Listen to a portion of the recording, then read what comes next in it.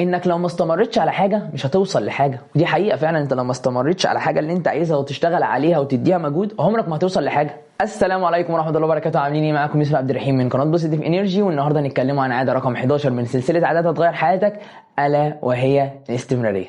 يلا بينا.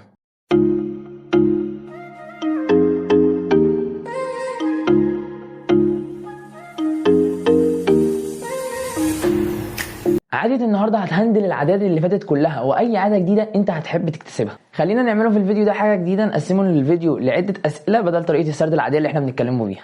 واول سؤال معانا النهارده، ايه هي الاستمراريه؟ الاستمراريه هي القدره على فعل شيء لمده زمنيه طويله ولكن باستمرار. يعني ايه؟ بص يا صديقي الغالي، احنا قررنا نكتسب عاده جديده وهي عاده القراءه. لما بتعمل اي حاجه جديده او بتكتسب اي حاجه جديده او عايز نفسك تعمل حاجه جديده بتبقى متحمس جدا، والحماس في اعلى درجاته. ولو هناخد المثال ده على عاده القراءه، عشان كده انت في اول يوم او يومين ممكن تمسك كتاب حرفيا تخلصه او تقرا مثلا نصه، وبعد ما توصل نصه او تخلصه ما تقراش تاني. خلاص، هو انت يعني قريت الكتاب خلصته او خلصت نصه. اول يومين الحماس اعلى درجاته زي ما قلنا، وبعد كده خلاص سبته وما تجيش جنبه تاني. وطبعا مش دي الاستمراريه. انا زي ما قلت لك الاستمراريه هي القدره على فعل شيء لمده زمنيه طويله ولكن او بشرط الاستمرار.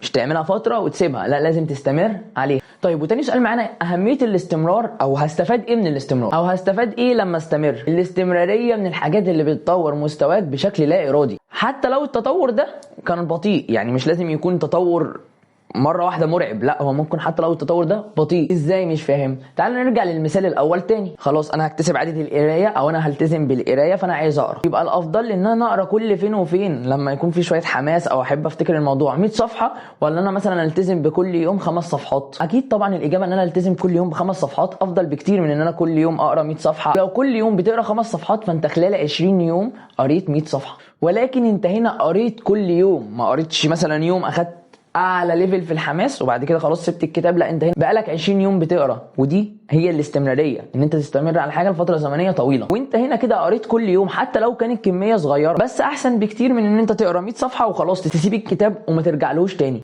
تاني حاجه، الاستمراريه تجلب الالتزام، والالتزام بيجلب الابداع. طيب، خلينا نسيبه مثال القراءه ونقوله مثل تاني يوضح الفكره اكتر. انا دلوقتي يوسف وعايز اتعلم الرسم، وقررت بدل ما اسمع 100 فيديو عن الرسم وما اطبقهمش، قررت ان انا اسمع كل يوم فيديو، واللي اسمعه اجرب اعمله بايديا. يعني كل فيديو اسمعه اجرب اطبق بقى اللي انا اتعلمته من الفيديو ده او شفته بايديا. وانا كده بقيت ملتزم، كل يوم بسمع فيديو واللي بشوفه في الفيديو ده بحاول اجربه، فانا كده بقيت ملتزم اهو. يبقى الاستمراريه جابت الالتزام، والالتزام في ان انا كل يوم بسمع فيديو واللي بسمعه في الفيديو بطبقه، خلى ان انا ايدي بقت احسن في الرسم وبقيت شاطر في الرسم لحد ما وصلت لدرجه الابداع. يبقى كده الاستمرارية تجلب الالتزام، والالتزام يجلب الإبداع. ثالث حاجة في أهمية الاستمرارية هي المهدد الأول لمسيرة أي شخص. ازاي يعني؟ انت بتقول لي اهميه الاستمراريه، تقول لي ان الاستمراريه بتهدد مسيره اي شخص؟ كم مره تبقى بتعمل حاجه والحاجه دي ما تكملهاش فاكنك ما عملتهاش كده، خلاص يعني عدى عليها الوقت، تبقى بتعمل حاجه ما تكملهاش وخلاص. مش فاهم برضو. تعالى نرجع تاني لمثال الرسم. لو ما استمرتش كل يوم اسمع فيديو واللي في الفيديو ده اطبقه، عمري ما هوصل للهدف اللي انا عايزه. ازاي برضو؟ يعني انا لو ما اتعلمتش ازاي ارسم عين وازاي ارسم دقن وازاي ارسم بق وازاي ارسم مناخير وازاي ارسم كل الحاجات دي واطبقها بايديا، ومثلا اتعلمت ازاي ارسم العين بس وخلاص سبتها، فانا اكيد مش هرسم عين بس، اكيد محتاج ان انا اكمل الرسمه كلها، وكده انا مش هبقى رسام اصلا. ولو بقيت رسام مش هبقى رسام شاطر. ومن ضمن الامثله اللي كنت بسمعها يعني في ثانويه عامه، انك لو ما استمرتش على حاجه مش هتوصل لحاجه. ودي حقيقه فعلا. انت لو ما استمرتش على حاجه اللي انت عايزها وتشتغل عليها وتديها مجهود عمرك ما هتوصل لحاجه. طيب يا عم خلاص فهمتني، قول لي بقى ازاي استمر او اكتسب عاده الاستمرار ازاي؟ اول حاجه لازم تعرف ايه هي قدراتك، وعلى اساس كده تبدا توزع مهماتك. منطقيه اهي. ازاي برضو؟ تعال نرجع تاني لمثال الرسم. انا عايز اتعلم الرسم، اكيد انا هتعلم الرسم ده جنب شغلي وجنب حياتي وجنب اهداف تانية. فعشان التزم ان انا اتعلم الرسم واستمر على كده، فمثلا هخلي في يومي 10 دقايق او ربع ساعه اتعلم فيهم الرسم. ليه مش هخلي اليوم كله؟ عشان قدراتي ما تسمحش بكده. انا شغال شغلانه تانية